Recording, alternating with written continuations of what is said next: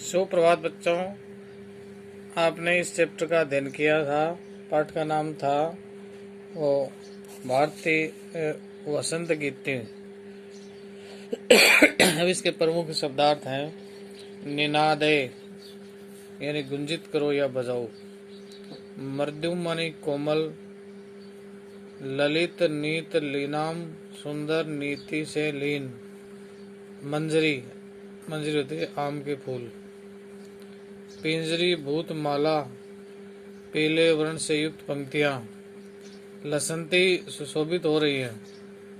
यह मानी यहाँ, सरसा मानी मधुर, रसाला आम के पेड़, कलापा समूह है, काकली कोयल की आवाज को कहते हैं, सै नीरे यानी जल से पूर्ण, सै मीरे हवा में, कालिंदा जय यमुना नदी के सवान तीरे, बेंत की लता से युक्त पट पर नता मानी झुकी, मधु माधवी नामानी मधुर मालवी लताओं का, ललित पलवे यानी मन को आकर्षित करने वाले पत्ते, पुष्प पुंजे फूलों के समूह पर, मलया मारुतो चुंबित चंदन वर्ष की सुगंधित वायु के स्पर्श किए गए, मंजू कुंजे सुंदर लताओं से आच्छादित स्थान, इन बहुत सारी जान पर लताएं हों, स्नवंती मानी ध्वनि करती हुई, तंती मानी समूह को, प्रक्षे मानी देखकर, मलिना मानी मलिन, अलिना मानी भ्रमरोगे, सुम मानी पुष्प को, शांति शिलम शांति से युक्त, उछलेत मानी उछलित हो उठे, कांत सलीला मानी स्वच्छ जल, सलीला मानी खेल खेल के साथ, आकर्ण्य मानी सुनकर। ये शब्दार्थ है। अब प्रश्नोत्तर। प्रश्न नंबर 1 है, कविम का संबोधयति, कवि किसको संबोधित करता है? कविम का संबोधयति, कवि किसको संबोधित करता है? इसका उत्तर है वाणिम यानी वाणी को। कवि वाणिम का वादितुम प्रार्थयति, कवि वाणी से क्या बजाने की प्रार्थना करता है? तो नवीनाम, उत्तर क्या इसका? नवीनाम यानी नई वीणा को। किधर सी वीणाम निंदा दे तू प्रार्थयति, कैसा गीत गाने के लिए कहता है? तो नित्य लीनाम, इसका उत्तर क्या होगा? नित्य लीनाम, उसका अर्थ नित्य से पूर्ण। गीतिम कथम गातुम कथयति, गीतिम कथम गातुम कथयति यानी कैसा गीत गाने के लिए? नित्य लीनाम। गए का क्वेश्चन है, किधर सी वीणा निंदा देतु प्रार्थयति, कवि वाणी से क्या बजाने की प्रार्थना करता है? वीणाम यानी वीणा को। रसाला सरसा रसाला कदा लसंती, रसीले आम कब शोभा देते हैं? वसंत यानी वसंत ऋतु आने पर। पूर्ण वाक्य उत्तरम लिखत यानी पूरे वाक्य में उत्तर लिखना। प्रश्न है, कवि वाणिम किम कथयति, कवि वाणिम किम कथयति, कवि वाणी को क्या कहता है?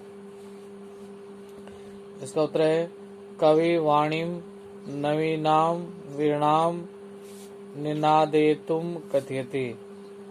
क्या? कवि वाणिम नवीनाम वीणाम निनादेतुम कथयति, अर्थात कवि वाणी को नई वीणा बजाने के लिए कहता है। अगला प्रश्न है, वसंते किम भवन्ति, वसंत ऋतु में क्या होता है?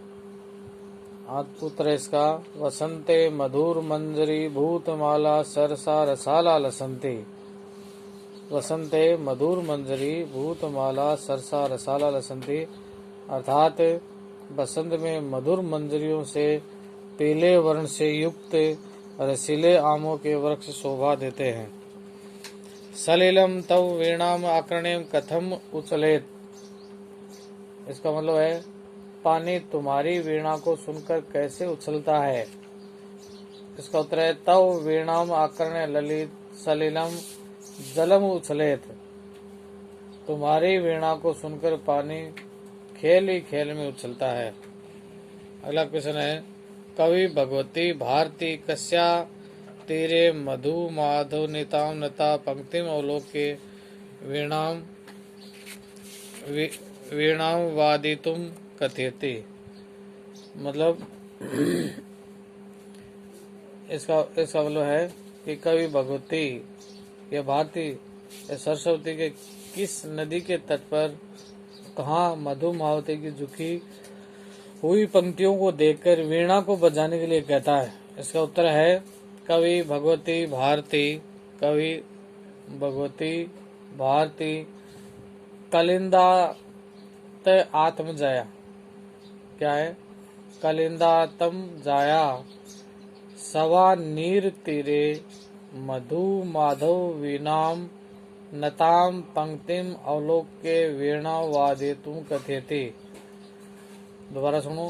कवि भगवती भारती कलिंदात्म जाया सवा नीर तीरे मधु माधुना नताम पंक्तिम अवलोक्य वीणाम वादितु कथयति। तो मतलब कवि भगवती भारती से यमुना सरस्वती के बेंत की लताओं से युक्त तट पर सुंदर मधुर मालती झुकी हुई है और झुकी हुई देखकर वीणा बजाने के लिए कहती है। अगला प्रश्न है खंड मिलाने कैसे ख को मिलाना है। तो पहला क्वेश्चन क्या है? सरस्वती। क्या है? सरस्वती। तो सरस्वती के सामने क्या आएगा?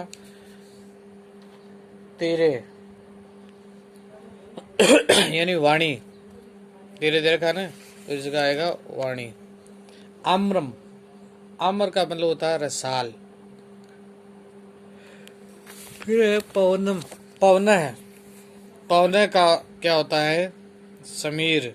फिर तटे। तटे का क्या होगा? तीरे। बर्मणार।